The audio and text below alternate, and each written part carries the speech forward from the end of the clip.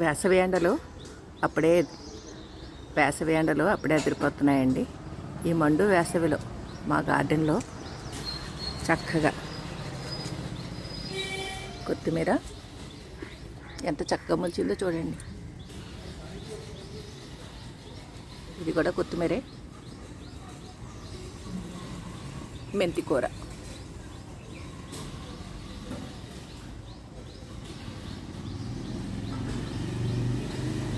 ఈ ఎండలకి పెద్ద పెద్ద మొక్కలే తట్టుకోలేవండి. పెద్ద పెద్ద మొక్కలతో పాటు అంతే హెల్తీగా ఈ చిట్టి చిట్టి మొక్కలు ఇలా ఉండడానికి కారణం ఏంటంటే వాటరింగ్ అండి. అది కరెక్ట్గా మనకి చక్కగా మొక్కలు తడిచేలాగా వాటరింగ్ చేసుకున్నాం అనుకోండి, ఇలా మొక్కలు తడిచేలాగా కొంచెం ఆ వాటిలో అన్నిటికీ పైన కూడా తడిచేలాగా నీళ్లు వేసుకుంటే అండి మొక్కలకి పచ్చదనం పోకుండా అంటే ఎండిపోకుండా ఆ మొక్కలు చక్కగా రిలాక్స్డ్గా ఉంటాయండి.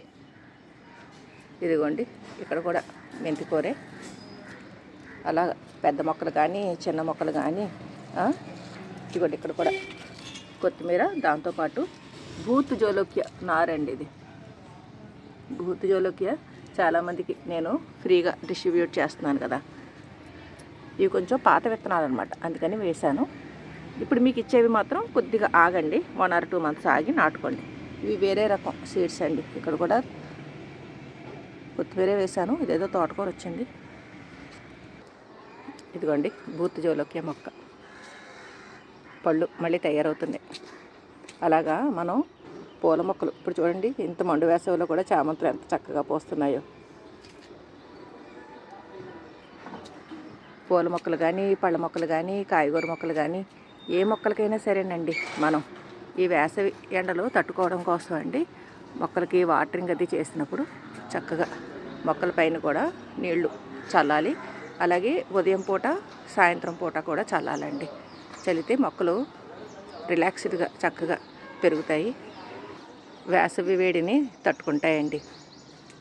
ఒక పక్కనేమో ఎండలు ఎదిరిపోతున్నాయి. ఈ బారోమీటర్ ప్లాంట్ చక్కగా పూసింది చూడండి.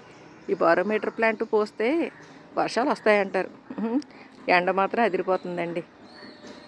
మీరు కూడా చక్కగా మొక్కలకి వాటరింగ్ చేసినప్పుడు అండి మొక్కల పైన కూడా కొద్ది కొద్దిగా నీళ్లు చల్లుతున్నారనుకోండి, మన గార్డెన్ చక్కగా నిండుగా పూలతోటి, పచ్చటి ఆకులతోటి కళకళలాడుతూ ఉంటుందండి.